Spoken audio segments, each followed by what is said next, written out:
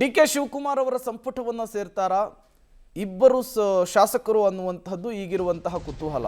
ಮಹಿಳಾ ಶಾಸಕರು ಇಬ್ಬರು ಮಹಿಳಾ ಮಂತ್ರಿಗಳಾಗ್ತಾರಾ ಈ ಬಾರಿ ಅನ್ನುವಂತಹದ್ದು ಪ್ರಶ್ನೆ. ಹೈಕಮಾಂಡ್ ಮಟ್ಟದಲ್ಲಿ 2-3 ಶಾಸಕಿಯರಿಗೆ ಅವಕಾಶ ಕೊಡುವ ಬಗ್ಗೆ ಚರ್ಚೆ ಆಗಿದೆಯಂತೆ. ರಾಜ್ಯ ನಾಯಕರ ಪಟ್ಟಿಯಲ್ಲಿ ಖನಿಜಾ ಫಾತಿಮಾ, ಲಕ್ಷ್ಮೀ ಹೆಬ್ಬಾಳ್ಕರ್, ರೂಪಾ ಶಶಿಧರ್ ಹೆಸರಿತ್ತು. ಹೈಕಮಾಂಡ್ ಮಟ್ಟದಲ್ಲಿ ಅನ್ನಪೂರ್ಣ, ಆರತಿ ಕೃಷ್ಣ, ಉಮಾಶ್ರೀ ಹೆಸರು ಸಹ ಚರ್ಚೆಗೆ ಬಂದಿದೆ. ರಾಹುಲ್ ಗಾಂಧಿಯಿಂದ 3 ಮಹಿಳಾ ಸಚಿವರನ್ನ ಡಿ.ಕೆ. ಕ್ಯಾಬಿನೆಟ್ಗೆ ಎಂಟ್ರಿ ಮಾಡಿಸುವಂತಹ ಸಾಧ್ಯತೆಗಳ ಬಗ್ಗೆ ಚರ್ಚೆ ಆಗಿದೆ.